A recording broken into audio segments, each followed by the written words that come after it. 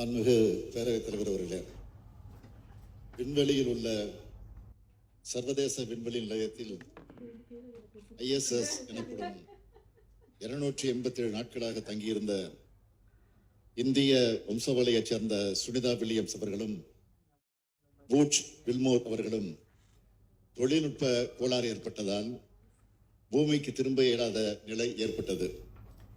இவர்களது உடல்நிலை பாதிக்கப்படும் எனவும் உயிருக்கு ஆபத்து எனவும் பல தகவல்கள் வெளிவந்தன. இருந்தும் அந்த விண்வெளி மையத்தில் அவர்கள் அயராது தங்களது பணிகளை மேற்கொண்டு வந்தனர். இந்த நிலையில் ஃபால்கான் 9 எனும் ராக்கெட்டுடன் டிராகன் எனும் விண்கலம் அனுப்பப்பட்டு சர்வதேச விண்வெளி நிலையத்தை சென்றடைந்தது. இதன் மூலமாக சுனிதா வில்லியம்ஸ் அவர்களும் பூட்ச் அவர்களும் அங்கிருந்த மேலும் 2 வீரர்களோடு இணைந்து பயணித்து பத்திரமாக புளோரிடா அருகில் கடலில் தரையிறங்கினார். அவர் பத்திரமாக மீண்டும் பூமிக்கு வந்தடைந்த செய்தி நம் அனைவரையும் மகிழ்ச்சியடைய செய்துள்ளது.